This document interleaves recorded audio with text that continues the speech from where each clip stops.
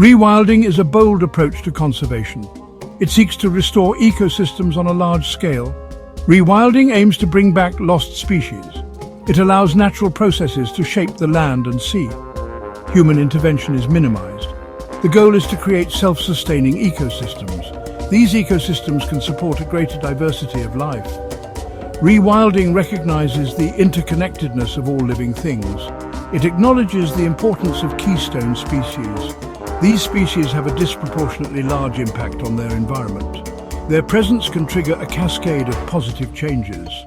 Rewilding seeks to restore these ecological relationships. It aims to create a wilder, more biodiverse planet. Rewilding is not about recreating the past. It is about creating a wilder future. It is about allowing nature to take its course. Rewilding is a vision of hope. It is a call to action. We must work to restore the natural world. Our survival depends on it. Rewilding Europe is at the forefront of this movement. It is a continent where much of the wild has been lost, but there is hope. Across Europe, rewilding projects are breathing new life into damaged ecosystems. From the Scottish Highlands to the Danube Delta, these initiatives are making a difference. In the forests of Poland, the European bison is making a comeback. Once hunted to near extinction, this magnificent creature is now thriving. Its return is restoring balance to the forest ecosystem.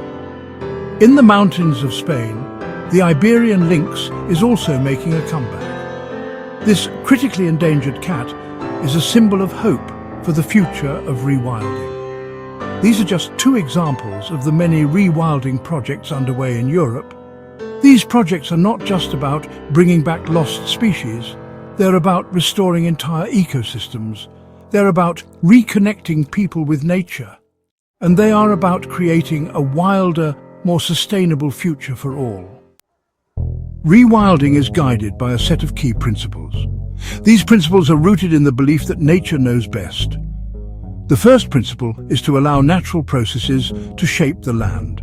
This means stepping back and letting nature take its course. It means allowing rivers to flow freely. It means allowing forests to regenerate naturally. The second principle is to work on a large scale. Rewilding is not about creating small, isolated pockets of wilderness.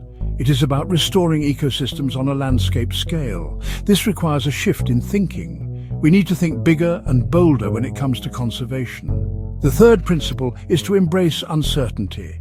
Rewilding is not an exact science. We cannot predict exactly how ecosystems will respond to our interventions. But this is part of what makes rewilding so exciting. It is about embracing the wildness of nature. Approaches to rewilding: passive and active. There are two main approaches to rewilding: passive and active.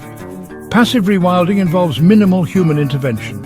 It allows natural processes to restore ecosystems without direct human management. This approach is often used in areas that have been abandoned by humans, such as former agricultural land. Active rewilding, on the other hand, involves more direct human intervention.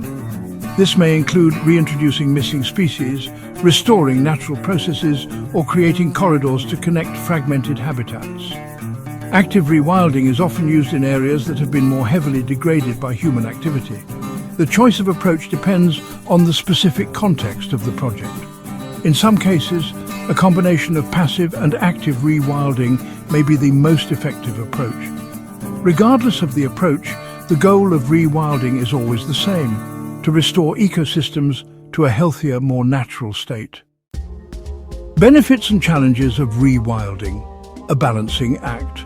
Rewilding offers a wide range of benefits for both people and the planet.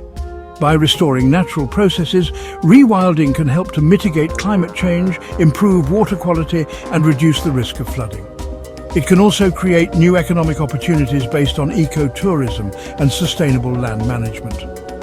However, rewilding also presents some challenges. One of the biggest challenges is overcoming public resistance.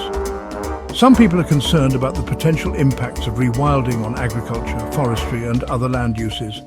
Others are simply afraid of the idea of living alongside large predators. Addressing these concerns is essential for the success of rewilding initiatives. Open communication and collaboration with local communities are crucial.